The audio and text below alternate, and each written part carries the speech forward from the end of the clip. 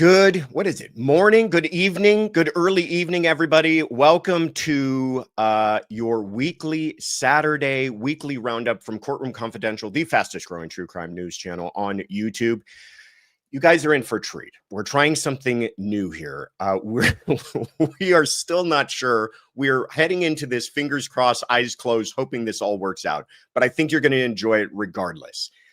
So here, let me say hi to everybody. First of all, therapists, and Renee Meredith and Susan D and Afton and Shy Gal and Teresa Robinson. So good to see everybody. Thank you so much for spending a little time with us on a Saturday evening to do this weekly roundup. I appreciate you accommodating me and my wacky schedule this week. As you know, or some of you know, I was in New York for the past few days. I just actually landed. No joke, guys, less than 2 hours ago. So I'm a little jet lagged. I've been up since very early this morning. Tiffany was laughing at me because my hand was even a little shaky because I think I'm dehydrated and don't have enough calories in me.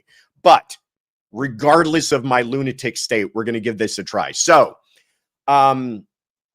stick with us.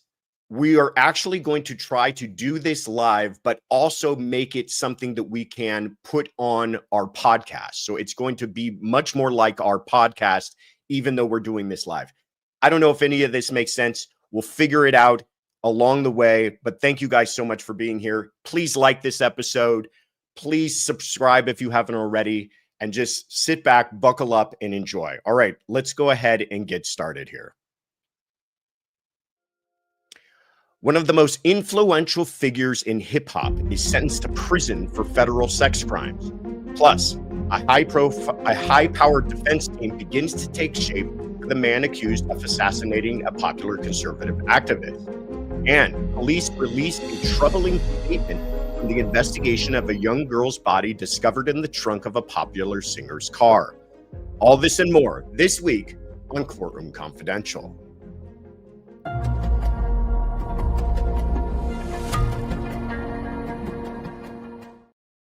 It has been a jam-packed week, and we are honored that you have decided to join us for this very special live episode. I'm your host, Joshua Ritter. I'm an award-winning Los Angeles prosecutor turned criminal defense attorney with 20 years experience navigating the criminal justice system, bringing you my unique insights from both sides of the courtroom. Today is Saturday, October 4th, 2025, and this is your Courtroom Confidential weekly roundup. Let's jump in. A judge sentenced Sean Diddy Combs on Friday to just over 4 years in prison on prostitution-related charges. Combs, age 55, was convicted in July on 2 counts of arranging for paid male escorts to travel across state lines to take part in drug-fueled sexual performances, sometimes known as freak-offs, with Combs's girlfriends while he recorded video. The jury acquitted Combs of the most serious racketeering and sex trafficking charges. Combs' children urged leniency for their father on Friday, telling U.S. District Judge Arun Subramanian that he has become a better man in the year since his arrest on sex crimes charges. Quote, "We aren't here to excuse any of his mistakes," Combs' 18-year-old daughter, Jessie Combs, said through tears. "But, Your Honor, he is still our dad, and we still need him present in our lives." After the children spoke, his lawyers showed the court a video about Combs' background and philanthropy. The video portrayed Combs playing with his children, speaking to public school students, and running the New York Marathon to raise money for charity.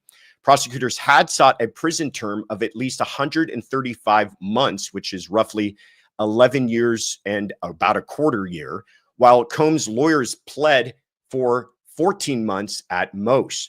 Combs has already been detained for more than a year, so his requested sentence would have effectively amounted to time served. Combs stood in front of the court and issued apologies to Cassandra or Cassie Ventura, another key witness who testified under the pseudonym Jane Doe, and his family for any harm or hurt he caused. Quote, I can really make no excuse because I knew better. My mother raised me better. I was taught that. My faith taught me that. I got lost in my journey of life, he said. Quote, because of my decisions, I lost my freedom. I lost the opportunity to effectively raise my children and be there for my mother. I lost all my businesses. I lost my career, totally destroyed my reputation, but most of all, I lost my self-respect. Before handing down his decision, Judge Subramanian told Combs, quote, "I considered the fact that you are a self-made artist and businessman who inspired and lifted up communities," before pointing out that he had considered all of Combs's history. Quote, "You abused them physically, emotionally, and psychologically," the judge added, referencing the victims. "Why did it happen for so long? Because you had the power and the resources to keep it going." Subramanian concluded, quote, "The court is not assured that if released, these crimes would not be committed again," and noted the importance of sending a message to other abusers. Despite Combs's federal case drawing to a close, the rapper will still face several civil suits. Well, what's happening here? Let's start with an interesting aside in all of this. His attorneys made an argument that I had not really heard before. I thought it was interesting, and I thought it would give us an opportunity to discuss something about the First Amendment. First of all, Combs was convicted of something called the Mann Act, which is essentially transporting people across state lines for the purposes of prostitution. Their argument was, well, listen, he didn't actually participate in the prostitution, in the acts of sex. He videotaped it. Therefore, he was much more acting as a pornographer rather than as a participant, and therefore the Mann Act shouldn't apply to him. And in fact, what's happening here is he's being prosecuted for his First Amendment rights. Please take note, I am outlining their arguments, not my own arguments. But it does begin to raise questions about how far does the First Amendment go? And I thought this was a great opportunity. The First Amendment is not unlimited. It can be restricted. In fact, we talk about content neutral restriction all the time when it comes to the First Amendment, meaning you can restrict it as long as you're not telling people that they have to have a certain viewpoint. For instance, we've all heard the famous anecdote or example given by Justice Oliver Wendell Holmes that you can't yell fire in a crowded theater. Well, the most recent case on this was Brandenburg versus Ohio out of 1969. That's how established these First Amendment cases are. Speech is not protected if it is directed to inciting or producing imminent lawless action and is likely to incite or produce such action. In other words, intent and the likelihood of causing harm matter. Recklessness and harmful speech can be restricted. And we know this because there's crimes on the books that reflect exactly that. For instance, you cannot make criminal threats against another person. All right, there was kind of our lesson for today. Let's put that aside and now consider what happened on Friday with Sean Combs. First of all, this video. I am all for defense attorneys and defendants offering as much as they feel that they need to offer at the time of sentencing for the judge to get a complete and holistic view of who that person is. But here's what I'll say. Read the room. Know your audience. Okay, you're playing this video. If you guys have seen it, I implore you to take a moment to check it out. But it is the most self-serving video I've ever seen. It looks like he's running a campaign for a lifetime achievement award, not a person who's been convicted of 2 federal crimes and going off to prison. Judge Subramanian has seen it all. Okay, he sentenced the good, the bad, the rich, the poor, and everything in between. And you've got a person who this entire case is all about him being wealthy, powerful, and entitled, living a life of complete impunity for decades. And the way that you think that you're going to persuade this judge is with this highly curated and edited video that you're going to show to him. Read the room. You missed the mark. It was tone deaf, and I think it may have even backfired. Not to mention that he had booked a speaking engagement about a week from now, which the prosecution pointed out to the judge. Not exactly something that is going to sit all that kindly with the judge. All of this being said, he was sentenced to just over 4 years. He's already served 1. He's going to get out in about 3 or so, 3 and change. This is still a win for him. It really is. He was looking at life in prison. I even said so. I thought the day that man was arrested and the day he was denied bail, it was the last day he was ever going to see the outside of a prison. And here we are. In 3 short years, he might be walking out of a prison. That, I think, is a win for Diddy, or a loss for the prosecution, whatever way you want to look at it. But what do you guys think? Was this justice, or was it just another rich celebrity getting paid or getting away with all of it? Please let us know in the comments. Tyler Robinson, the 22-year-old accused of assassinating Charlie Kirk at a Utah college campus last month, appeared in court on Monday, but not in person, instead calling in remotely from jail with no video feed. Judge Tony Graff told defense attorney Kathy Nestor he expected Robinson to appear in person next month, which she confirmed. Robinson's defense team is now joined by California attorneys Michael Burt, who served as co-counsel for Lyle Menendez during his first criminal trial. And prosecutors noted discovery materials, which were described as voluminous, had begun being turned over, a process that could take considerable time considering the ongoing nature of the investigation.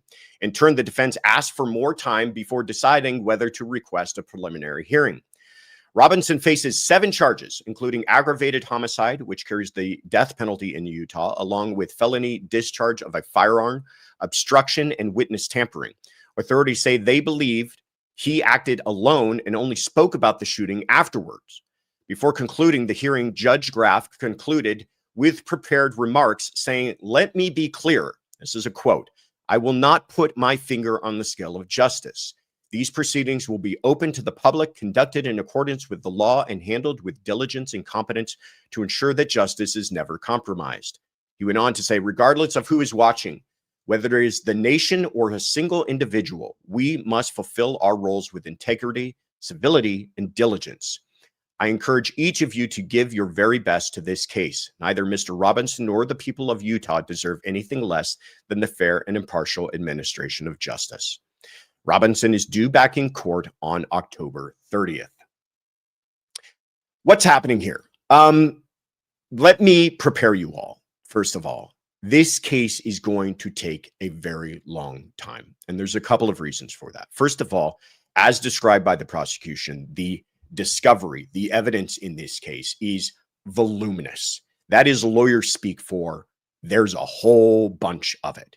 And there is already, even from what we know about this case, there is digital evidence, surveillance video, location tracking evidence, Discord chats, hundreds of eyewitnesses, by the way, DNA evidence, ballistics, and the list goes on and on and on. All of that is going to take time to compile. All of that is going to take time for the prosecution to go through, let alone for the defense to go through. It's going to take a long time. Add to all of that this is a death penalty case. And as you know, in any death penalty case, the stakes become higher, the consequences are greater, and the judge is going to give more deference to the defense. He simply is. This isn't about fairness or being favorites to one side over the other. This is about the judge realizing how important this case is and realizing that this man is essentially fighting for his life. He's going to give him and his team a lot of deference, and that means a lot of time. But what do we make about adding this high-powered defense team, putting together these attorneys? One attorney had been Lyle Menendez's attorney back in the day. Well, I think, first of all, we all realize, or we should realize, this case is likely going to trial. This is a case where the only way it settles is if the prosecution takes the death penalty off the table, and I don't think they're ever going to offer that. And I don't think the judge is ever going to intervene in any of that. So I believe the death penalty will remain on the table, and they will, by necessity, be going to trial because no one takes a plea to accept the death penalty. Now, we talked about this quite a bit in another case that we're all familiar with, Bryan Kohberger. And I said probably the exact same things that I'm telling you now about that case and whether or not it would plead out. And what happened there? We were all shocked, and the rug was ripped out from underneath us when that plea deal suddenly arose. So Can lightning strike twice? I'm sure that it can. Could the circumstances that I believe to be true right now not entirely prove to be true later on? Sure. I don't think it's going to happen in this case. And I think perhaps even the lawyers involved in this case realized the backlash that happened in the Kohberger case. And that might be another reason why we won't see an 11th hour plea deal. The other reason that you're going to add a high-powered defense attorney like this is it's a high-profile case.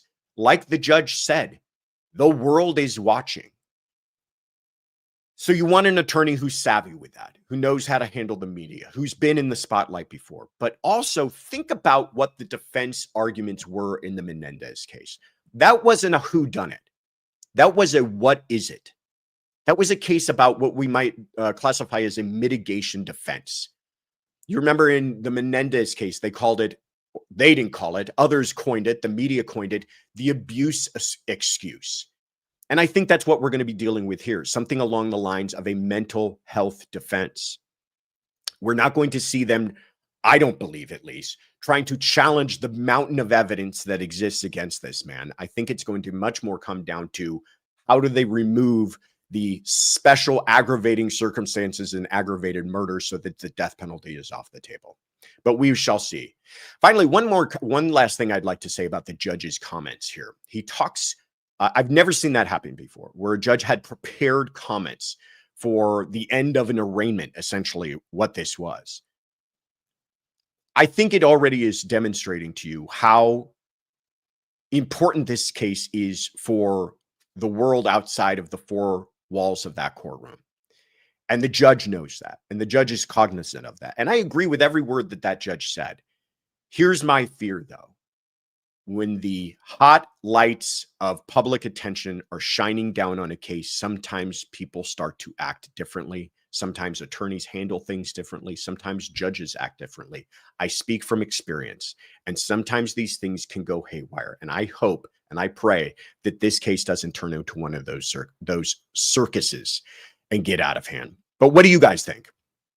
Do you guys think that this case is at all lined up to become some sort of circus, or do you think it's right on track the way that it should be? Please let us know in the comments. Police are still working to determine how 14-year-old Celeste Rivas Hernandez died after her body was found last month in the trunk of a Tesla registered to popular singer David, spelled D4vd. Her body was found one day after what would have been her 15th birthday. In an update Monday, LAPD's Robbery Homicide Division said they've been diligently investigating her death, which may have occurred weeks before her body was discovered.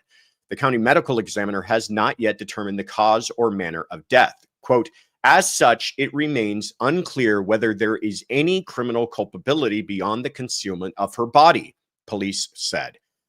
RHD is thoroughly examining every aspect of this case to uncover the truth and seek justice for Celeste Rivas Hernandez and her family. According to her death certificate, her manner of death is pending investigation and her cause is listed as deferred. Records show she was not pregnant, nor had she been within the last year.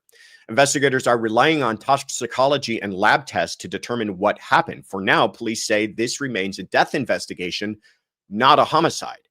Meanwhile, David's manager, Josh Marshall, spoke out publicly for the first time, addressing speculation about his alleged involvement.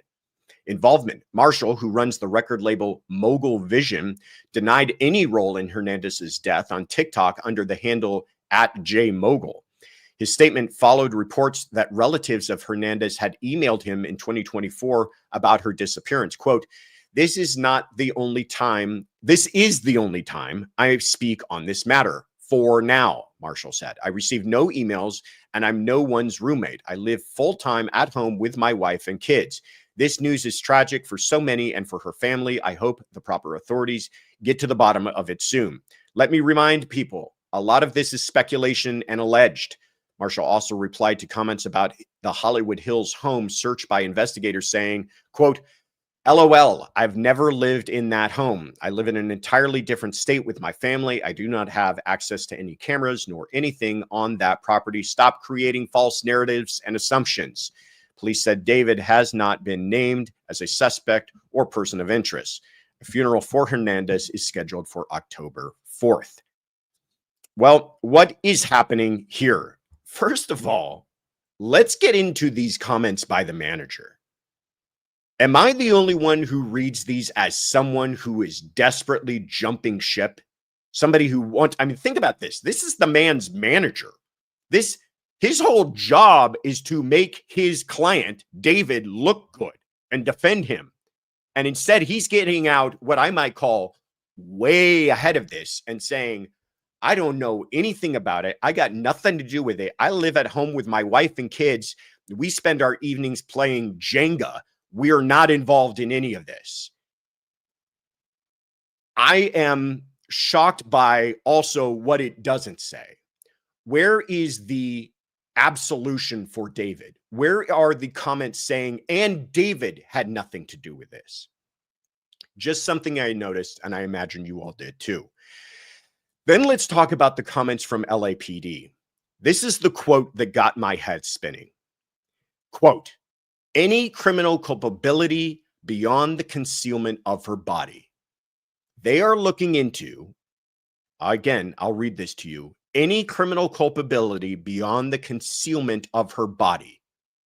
What that translates to is this may not end up a murder case. I am shocked by that. They are essentially conceding that they're looking into it. They're doing their best. But by the way, an option is that there is no criminal culpability, meaning no crime beyond the concealment of her body, meaning no homicide. That to me would be shocking. I have a feeling that the way this case gets cracked is going to be through cooperative witnesses. I have a feeling, a suspicion in my gut that doesn't make me feel all that great, that this case is not going to be solved through forensics because of the condition of her body. I think that's where we're at. And I think that's what they're left with, is that they realize they're at a point where unless somebody starts talking, they don't have enough with just simply performing an autopsy on her. And that to me would be tragic. So let's hope that I'm wrong, or let's hope that circumstances change. But I will say this, as much as I'm bothered by the lack of a filing in this case so far, and it's been a while, I would have expected somebody to be in handcuffs by now.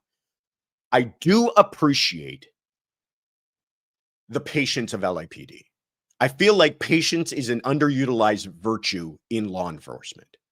There's no reason to bring charges that you don't feel will stick. There's no reason to make an arrest to then just have to release the person because you don't have enough. And there's certainly no reason to put us all through the trouble of an arrest and a trial and everything else when you just don't have the evidence to support it. So I do applaud a little bit of discretion and a little bit of patience. There's no need to rush this and get it all wrong. But what do you guys think? Do you think this is a murder case? I do. Please let us know in the comments. All right. As you guys can tell, it has been a very busy week. And before we dive into the other cases making headlines this week, I just wanted to take a moment to ask you one very small favor, and that is please subscribe if you have not already. We want to be able to continue to provide you with the highest quality content that we can, and the best way that we can do that is through your support.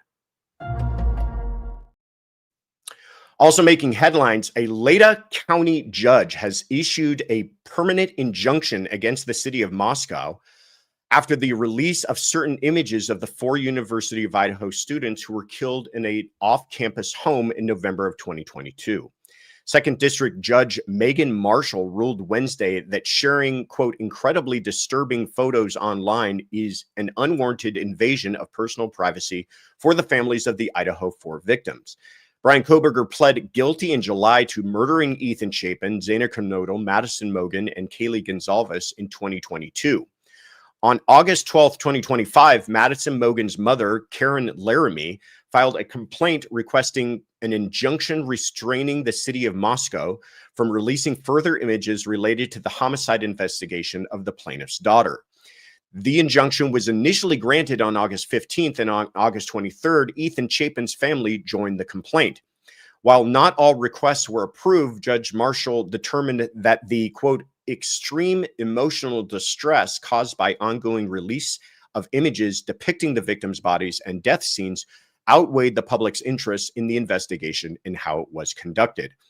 The court noted that the city of Moscow had already caused irreparable harm to the plaintiffs by previously releasing blurred images of the murder victims, indicating the families may still be entitled to relief.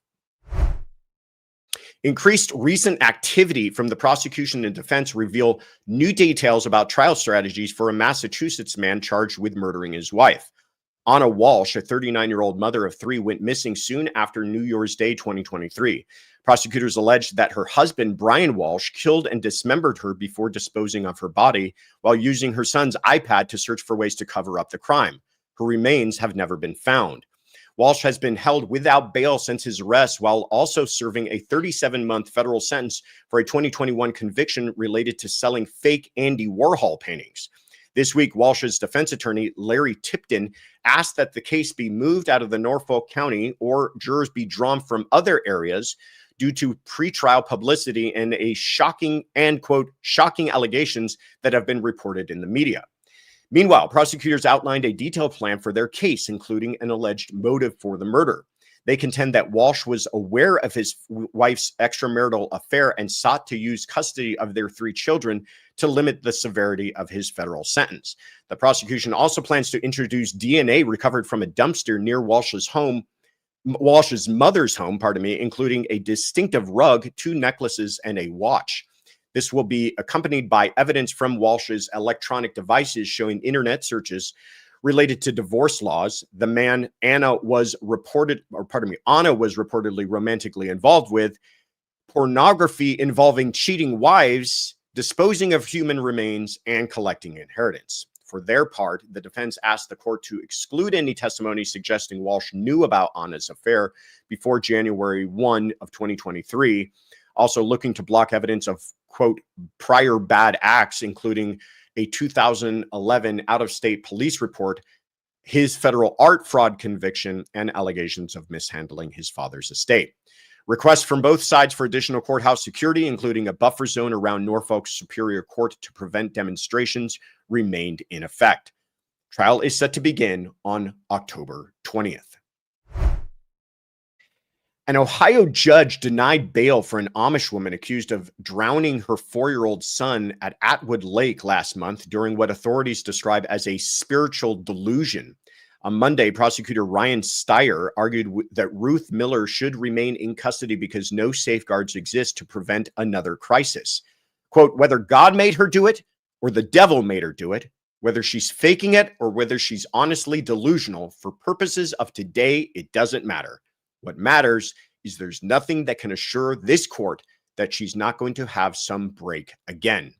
Defense attorney Ian Friedman asked the judge to place Miller in an inpatient facility and then release her to house arrest. Quote, we don't suggest that Ruth be just released back to the public, he said. I don't believe an ankle monitor is sufficient. Ultimately, Judge Michael Ernest ordered Miller remain in jail, saying prosecutors show clear and convincing evidence and that she poses a substantial risk of serious physical harm. He added there was no release conditions that will reasonably assure the safety of others. Miller, age 40, pled not guilty by reason of insanity to 7 charges after the deaths of her husband and son. They include aggravated murder, felonious assault, child endangerment, and 3 counts of domestic violence involving her older children. On August 23rd, deputies and park rangers responded after Miller and 3 of her children drove a golf cart into Atwood Lake. Her 15-year-old daughter and 18-year-old twin sons escaped unharmed but traumatized.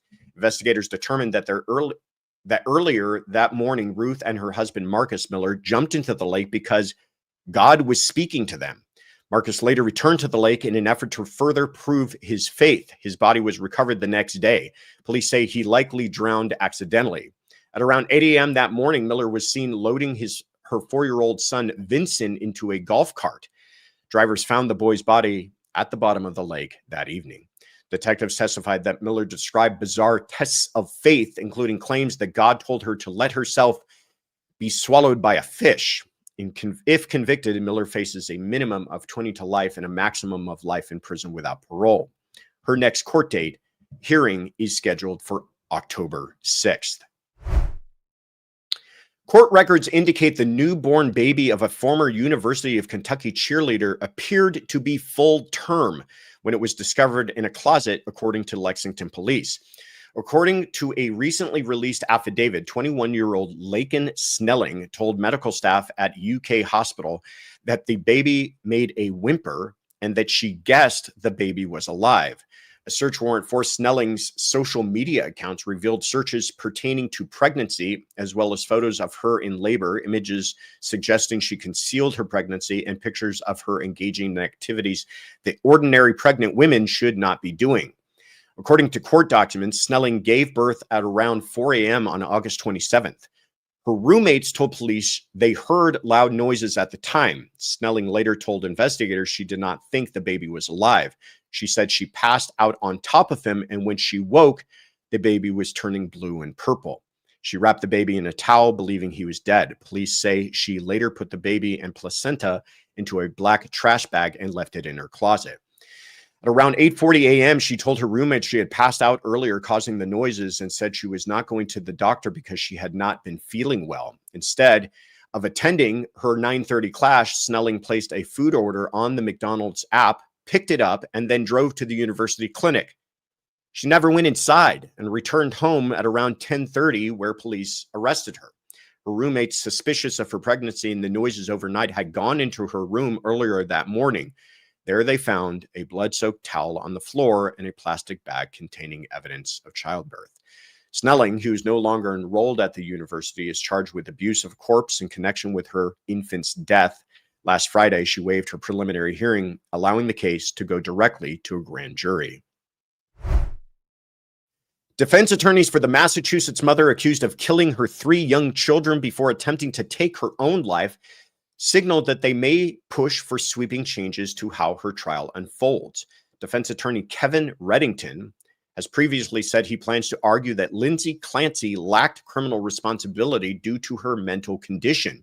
In court on Tuesday, he told the judge he may request a change of venue, additional security, or a split trial with one phase focus on what happened and another on Clancy's criminal responsibility. Quote, "There will be all sorts of horrific evidence that the government will present, and I don't suggest for 1 minute that they would be doing that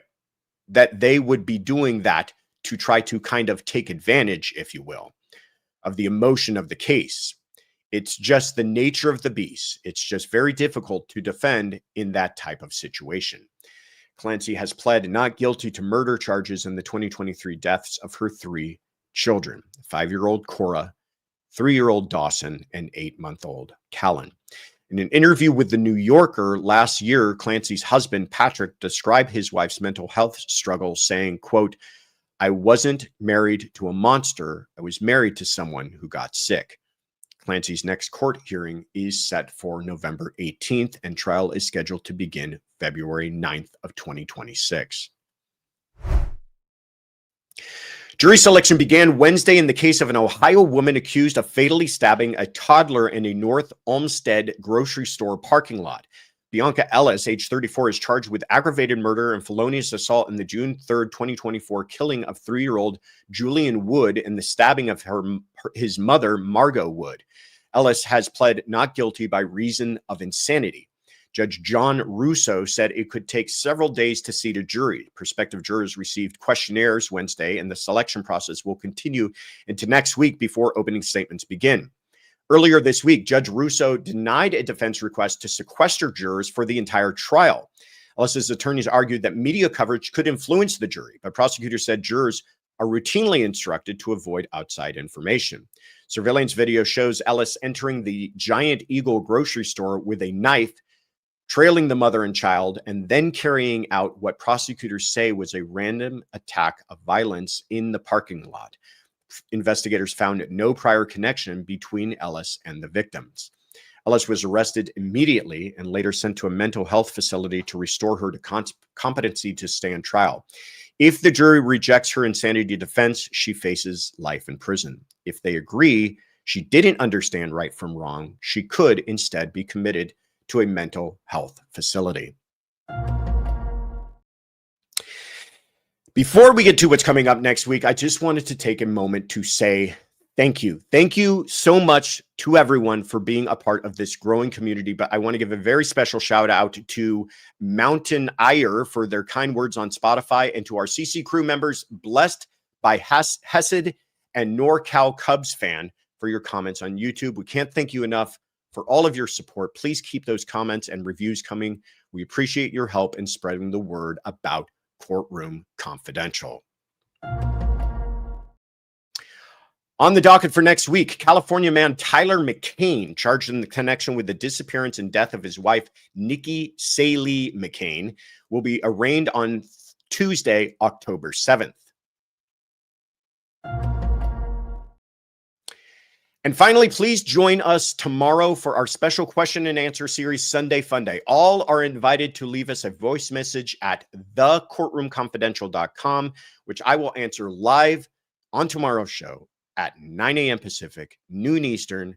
You can find the live stream on YouTube, X, and Facebook. And that is it for us this week, folks. I'm your host, Josh Ritter. You can find us on social media at CR Confidential on X, at The Courtroom Confidential on Instagram, or at thecourtroomconfidential.com. Thank you again for joining me. Have a great weekend, and I will see you again next week for another episode of Courtroom Confidential.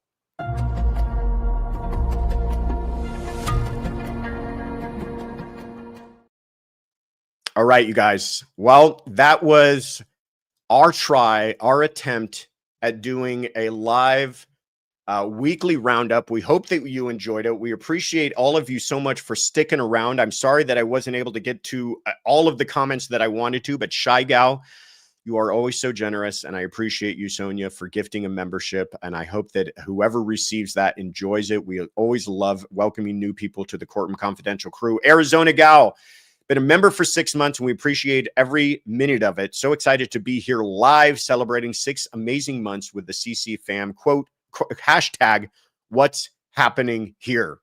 That was fun.